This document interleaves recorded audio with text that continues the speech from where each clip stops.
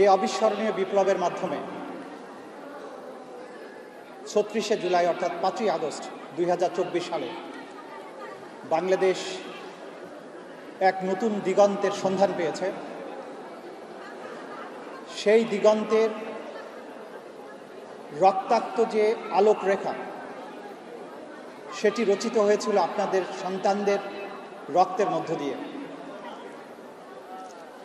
এই বাংলাদেশ আজকে আমরা যে জায়গায় দেখছি, সেই বাংলাদেশের এই জায়গা আমরা দেখতে পারতাম না যদি ২০২৪-এর জুলাই বিপ্লব সফল না হতো।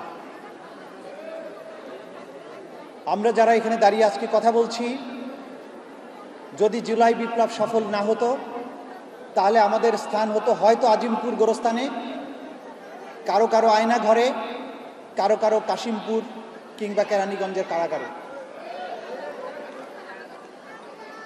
স্বাধীনতার মূল্য যে জাতি বোঝে না, সেই জাতির স্বাধীনতা কিন্তু বারবারই হারিয়ে যেতে থাকে। আমাদের যে সন্তানেরা যে অসাধ্য সাধনটা করেছিলেন, যখন গত ১৫ বছর ধরে চেপে বসা এক নিষ্ঠুর স্বৈর শাসন বাংলাদেশের সকল রাজনৈতিক দল মিলে ১৫ বছর ধরে নানানভাবে চেষ্টা করেছিলেন, সেই জগত্তল পাথরকে সরানো সম্ভব হয়নি।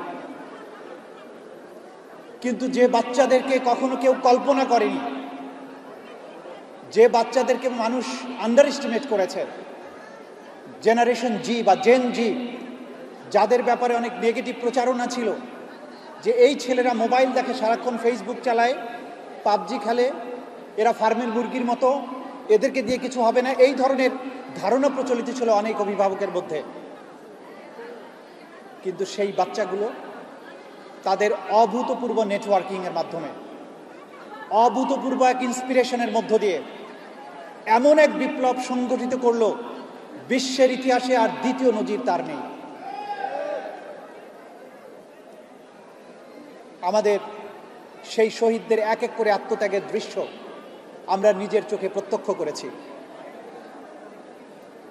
আমরা দেখেছি ৪ বছরের বাচ্চা, ৫ বছরের বাচ্চারা কিভাবে রাজপথে নেমেছে। আমরা দেখেছি বাবা মায়েরা কিভাবে সন্তানদেরকে কোলে করে নিয়ে রাজপথে নেমেছে। ডান পাশে প্লিজ, আপনারা একটু কথা বললে তো আমি কথা বলতে পারছি না।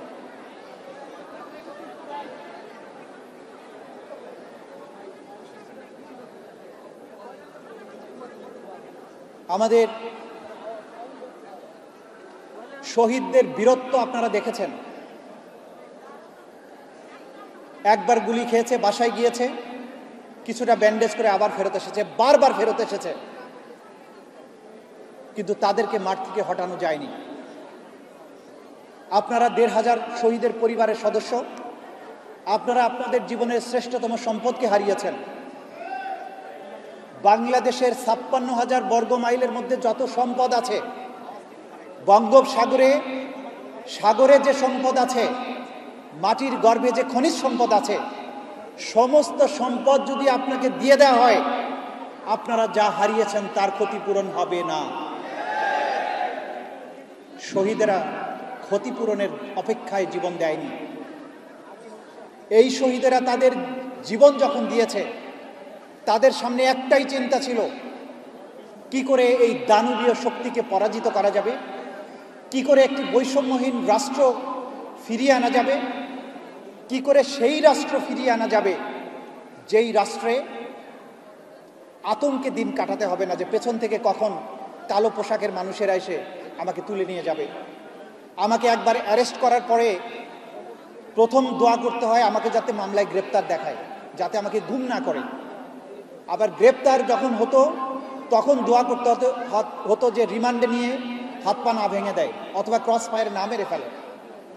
এই যে আতঙ্কের বাংলাদেশ ছিল, ফেসবুকে একটা লেখা লিখলে ভয় পেত, পোস্ট ডিলিট করো না হলে পরে সমস্যা হবে, এই যে একটা রেটরিক তৈরি হয়েছিল, সেই জায়গার থেকে বাংলাদেশকে উদ্ধার করে নিয়ে আসার যে স্বপ্ন, সেটা ছিল প্রত্যেকটি বাচ্চার চোখে মুখে। তারা রাজনীতি বুঝতো না, তাদের রাজনৈতিক প্রাপ্তির কোনো অভিপ্সা ছিল না, তারা মন্ত্রী এমপি হওয়ার কথা ভাবতেও শিখেনি। তাদের চোখে মুখে একটা স্বপ্ন ছিল যে এই রাষ্ট্রকে আমরা স্বাধীন করব। তারা সেটা সফল হয়েছে।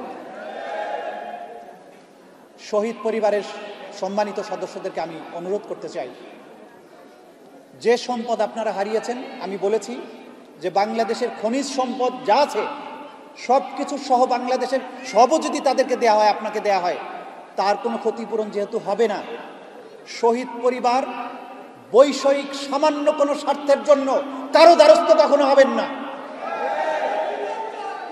আপনারা যা অর্জন করেছেন দুনিয়ার কোনো কিছু দিয়ে তার ক্ষতিপূরণ সম্ভব নয়, কিন্তু জাতি হিসাবে, রাষ্ট্র হিসাবে এটা আমাদের দায় এই শহীদ পরিবারকে স্মরণে রাখা, তাদের টেক কেয়ার করা, তাদেরকে দেখা, তাদের স্বীকৃতি দেয়া, তাদের স্বপ্ন বাস্তবায়নের জন্য রাষ্ট্র কাজ করা। এটা আমাদের দায়, রাষ্ট্রের দায়, জাতির দায়। আপনারা কারো কাছে দায়বদ্ধ নন, কিন্তু আপনাদের কাছে আমাদের একটা বড় অনুরোধ আছে। আপনারা আজকে যে সম্মিলিতভাবে এখানে এসেছেন, আপনারা একটা বিরাট শক্তি। এই শক্তি আপনারা নিজেদের মধ্যে কোনোভাবেই ডিভাইডেড হতে দেবেন না। নতুন বাংলাদেশ বিনির্মাণে আপনাদের ইউনাইটেড অবস্থান এই রাষ্ট্রের যে স্বপ্নগুলো ফেড হয়ে যাচ্ছে, যে স্বপ্নগুলো ধূসর হয়ে যাচ্ছে, সেই স্বপ্নগুলো অর্জনের ব্যাপারে রাষ্ট্র এবং সরকারকে বাধ্য করবে। যে জুলাই সনদের কথা বলেছেন, নতুন রাষ্ট্রের কথা বলেছেন, এই রাষ্ট্র গঠনে আপনাদের এই শহীদ পরিবারগুলো যখন ঐক্যবদ্ধ থাকবে, আপনারা যখন এইভাবে কাজ করবেন, তখন কোনো সরকারের সাধ্য নাই আপনাদের দাবিকে উপেক্ষা করে একটা নতুন রাষ্ট্র গড়ে তোলে। আমি আপনাদেরকে সর্বক্ষণ জেগে থাকতে বলবো। আপনাদের সন্তানেরা আমাদের গোটা জাতিকে জেগে থাকতে শিখিয়েছে। আপনারা তো তাদেরই পরিবার। আপনারা কখনো ঘুমাবেন না, কখনো আপোষ করবেন না, কখনো বাংলাদেশকে আবার কোনো স্বৈর শাসক, আবার কোনো নিপীড়কের হাতে চলে যাক, এটা অ্যালাউ করবেন না কখনো।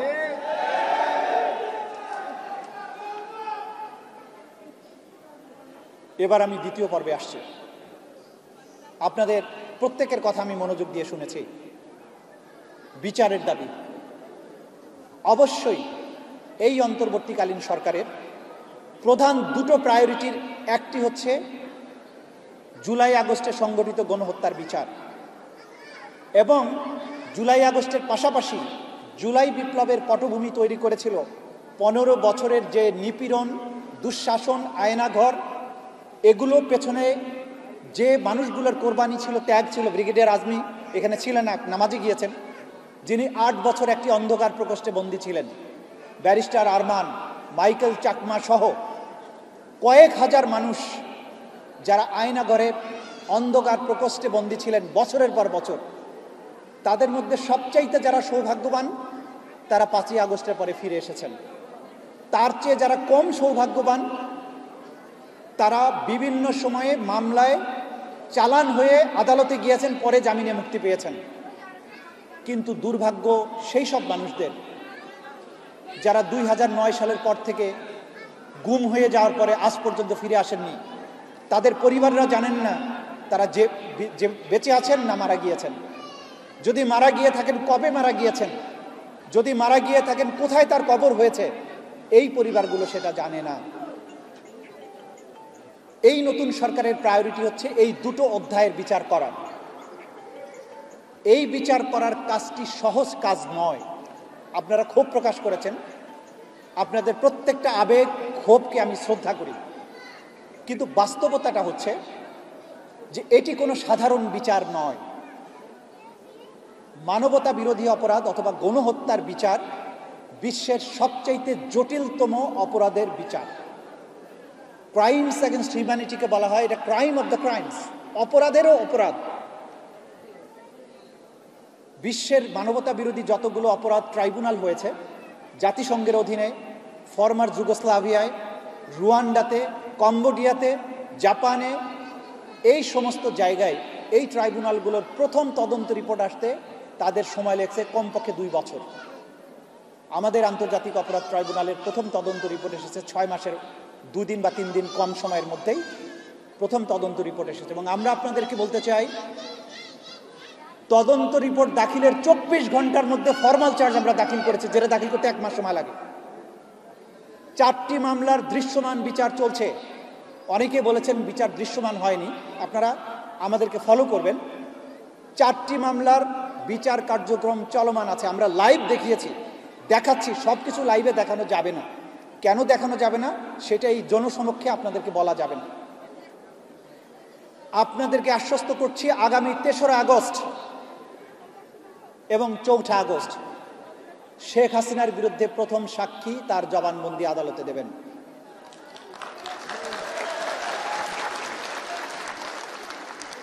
সেদিন গোটা জাতি টেলিভিশনের পর্দায় চোখ রাখবেন। যাদের পক্ষে সম্ভব হবে আদালতে আসবেন।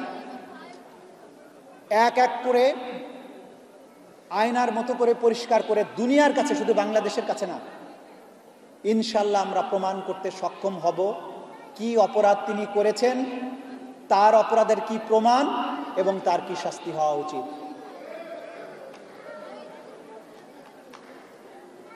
অনেকেই বলেছেন 1 বছর হয়ে গেল কেন রায় হলো না।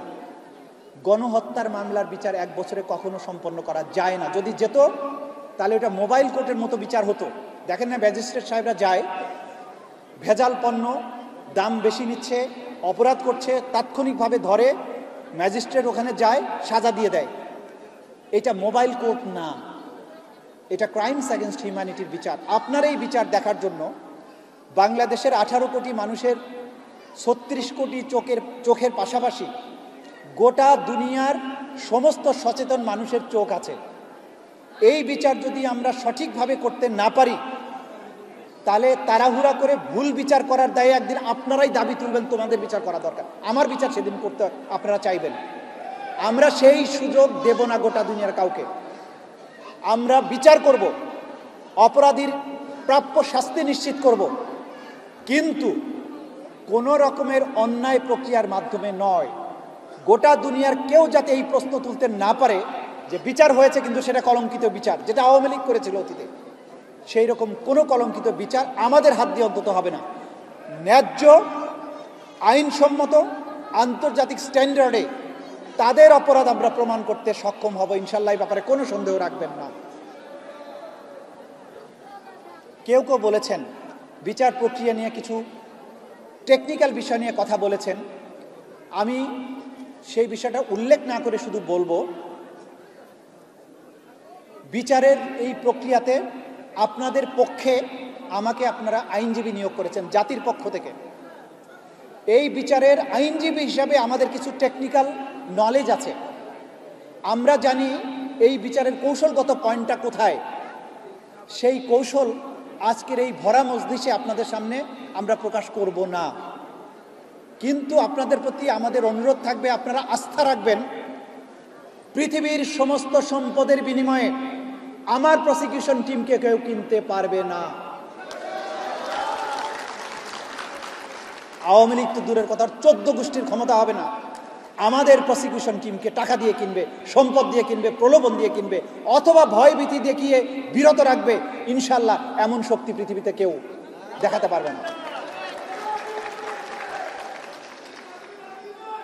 আপনাদের শহীদ সন্তানদের পাশাপাশি আমি ব্যক্তিগতভাবে নিজেও সর্বক্ষণ রাজপথেই ছিলাম। আপনাদের ত্যাগের কোনো তুলনা নেই, কিন্তু আমার একটা ছোট্ট গল্প আপনাদেরকে বলবো। আমার সন্তান, আমি তখন পালিয়ে থাকি, আন্দোলন চলাকালীন সময় বাসায় থাকতে পারি না। আমার সন্তান আন্দোলনে যায়, তার কোলে অনেক শহীদের লাশকে সে বহন করেছে। আহনাফ তার ডিপার্টমেন্টের ছোট ভাই ছিল। সেই ছেলে যখন প্রচুর প্রাণহানি হচ্ছে, আমি বাসায় থাকি না, পালিয়ে থাকি। তার মা তাকে যাতে সে আন্দোলনে না যায় সেজন্য একদিন ঘুমিয়েছিল রাতের বেলা, ভোরবেলা উঠে যেতে না পারে সেজন্য তাকে রুমের মধ্যে তালাবদ্ধ করার চেষ্টা করেছে। তালা যখন দিচ্ছে সে শেষ মুহূর্তে বুঝতে পেরেছে যে তাকে তালা দিয়ে আটকানোর চেষ্টা করা হচ্ছে। সে খুব শক্তি দিয়ে দরজাটা টেনে, ওর মা পড়ে গেছে, ওর মাকে ভিতরে আটকে রেখে তালা দিয়ে সে বাইরে চলে গিয়ে আন্দোলনে চলে গেছে। তারপরে মিস্ত্রি এনে তালা ভেঙে তার মাকে উদ্ধার করতে হয়েছে। আপনাদের আবেগ, আপনাদের সন্তানদের ত্যাগ, কোরবানি, এগুলো আমাদের হৃদয়ের সাথে লেগে আছে। আপনাদের কাছে অনুরোধ, আমাদের প্রতি আস্থা রাখবেন। শহীদদের রক্তের সাথে বেঈমানি করার জন্য আমরা ওখানে যাই নাই। এই বাংলাদেশ মুক্ত বাংলাদেশ হবে। নির্ভয়ে আমরা হাঁটবো রাস্তায়, আমাদের কোনো সন্তান গুম হয়ে যাবে না, কোনো সন্তানের বুকে পাখির মতো বন্দুক ধরার দুঃসাহস কোনো বাহিনী দেখাবে না। এই বাংলাদেশ মুক্ত, প্রসপারাস, সমৃদ্ধ একটা দেশ হবে, সোনার বাংলাদেশ হবে। আবার কখনো কোনো স্বৈরশাসক চেপে বসার কোনো সাহস দেখাবে না। এমন বাংলাদেশ প্রতিষ্ঠার জন্য ন্যায় বিচার প্রতিষ্ঠা অসম্ভব জরুরি। সেই ন্যায় বিচার প্রতিষ্ঠার জন্য যা যা করা দরকার আমরা করব ইনশাল্লাহ, যতক্ষণ আমাদের শরীরে এক ফোঁটা রক্ত আছে। আজকে অনেকেই প্রশ্ন তুলেছেন রাষ্ট্র এবং সরকারের পক্ষ থেকে কেউ নেই। আমি একজন ক্ষুদ্র নাগরিক হিসেবে রাষ্ট্রের অংশ হয়ে গেছি বিচারের কারণে। রাষ্ট্রের সব কিছুর ব্যাখ্যা আমি আপনাদেরকে দেওয়ার অধিকার রাখি না, কিন্তু বিচারের প্রশ্নে যতটুকু দায়িত্ব আমার প্রতি আছে, প্রত্যেকটি শহীদ পরিবারের সদস্য আমার পরিবারের সদস্য, আপনাদেরকে অনুরোধ করব, আমি আপনাদের আহত ব্যক্তি বা বৃদ্ধ মানুষের কাছে লাঠি যেরকম গুরুত্বপূর্ণ, বিচারের ক্ষেত্রে আপনাদের লাঠির ভূমিকায় আমি অবতীর্ণ হয়েছি। কোনো কারণে, কোনো ভুল তথ্যের কারণে মন খারাপ করে, রাগ করে বৃদ্ধ যেমন তার হাতের লাঠিটা ছুঁড়ে ফেলতে পারে না, আহত ব্যক্তি তার ক্রাচকে ছুঁড়ে ফেলতে পারে না, আপনারাও আমাদেরকে ছুঁড়ে ফেলবেন না, কারণ আপনাদের স্বপ্ন আমাদের মধ্য দিয়েই বাস্তবায়ন হবে ইনশাল্লাহ। আমি লম্বা বক্তৃতা দেব না। আগামীর বাংলাদেশে যে অপরাধী, শুধু জুলাই গণহত্যা না, এর বাইরে অনেক বিচার পাওনা হয়ে আছে, সেই বিচারের একটা গল্প বলি। একজন আসামি আছে যার ব্যাপারে আমরা তদন্ত পেয়েছি যে নিজের হাতে মাথায় গুলি করে 1030 জন মানুষকে সে হত্যা করেছে, যাদেরকে আয়না ঘরে বন্দি করে রাখা হয়েছিল। তার একটা নেশা ছিল, বন্দীদেরকে যখন চোখ হাত পা বেঁধে বুড়িগঙ্গা নদীতে নিয়ে যায় নৌকার মধ্যে, গুলি করতো, যখন গুলি করে লাশটা নদীতে ফেলতো, সেই সময় গুলিটা সে হাত দিয়ে মাথার কাছে নিয়ে করত। তা আমি জিজ্ঞাসা করলাম সেটা কেন? জবাব হচ্ছে যে উনি গুলি করার পরে নিহত ব্যক্তির মগজ এবং রক্ত ছিটে এসে যখন তার হাতে লাগতো, গরম লাগতো, তখন তার মধ্যে ফিলিংস আসতো। এই অপরাধীরা কয়েক হাজার মানুষ যারা গুম হয়ে গেছেন, যারা কোনোদিন আর ফিরে আসবেন না, যাদের পরিবার 15 বছর যাবৎ রাজপথে আন্দোলন করেছেন, র্যাব অফিসে ধর্ণা দিয়েছেন, পুলিশের কাছে ধর্ণা দিয়েছেন, নানান গোয়েন্দা সংস্থার কাছে ধর্ণা দিয়েছেন, প্রধানমন্ত্রীর কাছে ধর্ণা দিয়েছেন, যাদের সন্তানদের আজও ফিরে আসেনি, ইলিয়াস আলী আজও ফিরে আসেনি, মুকাদ্দাস ওয়ালিউল্লাহরা ফিরে আসেনি। এই যে কয়েক হাজার মানুষ, তাদের বিচারটাও কিন্তু আমাদের এই ট্রাইব্যুনালের উপরেই অর্পিত।